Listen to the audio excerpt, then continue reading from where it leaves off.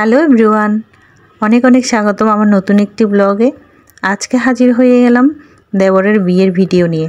যদিও বা বিয়ে এখন না, বিয়ে হবে রাতে। সকালে কিছু রিচুয়াল আছে, এগুলো পালন করা হচ্ছে, তাই আমিও রেডি হয়ে বের হয়ে গেলাম সবার সাথে। কেউ হলুদ শাড়ি পরেছে আর কেউ বা লাল শাড়ি পরেছে, এভাবেই পরতে বলেছিল। যদিও বা আমি অত শাড়ি নিয়ে যাইনি, আমার শাশুড়ি থেকে মানে আমার ছোট শাশুড়ি থেকে শাড়ি পরেছি একটা।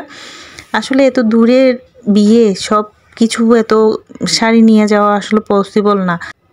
একটার পর একটা প্রোগ্রাম, কয়টা শাড়ি বা নেওয়া যায় বয়ে বয়ে। যাই হোক, আমি আমার শাশুড়ি থেকে পরে নিলাম শাড়িটা। এরপর দেখলাম এখানে সবাই চলে আসছে পুকুর পাড়ে। এখানে কিছু একটা করবে, এটা নাকি মার করতে হয়। আমার আসলে জানা নাই, কারো জানা থাকলে কমেন্ট করবেন, কুমিল্লার কেউ থাকলে। তো আমরা সবাই মিলে এটা দেখছিলাম, কেউ কেউ ভিডিও করছে। এরপর ঢাকেওয়ালারা ঢাক বাজিয়ে বাজিয়ে খুব এনজয় করছে, আমরাও এনজয় করছি।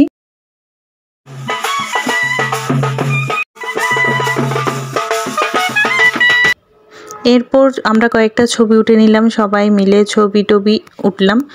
দেন সবাই চলে এলো ওদের রিচুয়াল নিয়ে। আমরা কয়েকজন থেকে গেলাম, আমার নন্নাস, আমার ননদের বান্ধবী, সবাই মিলে আমরা একটু ঘুরতে আসছি গ্রামটা।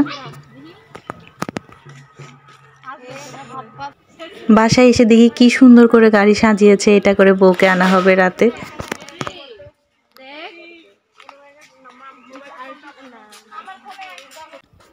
বাসায় এসে দেখি এখানে বরকে স্নান করিয়ে আবার কিছু নিয়ম কানুন করছে।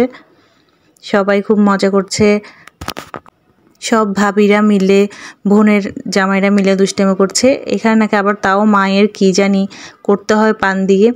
আসলে আমি এগুলো সব কিছু জানি না, তারপরও বলার চেষ্টা করি। তারপর আমরা সবাই মিলে নতুন বর সহ, বর এখনো হয় নাই, হবে আর কি, সবাই ইনু খেলছিল।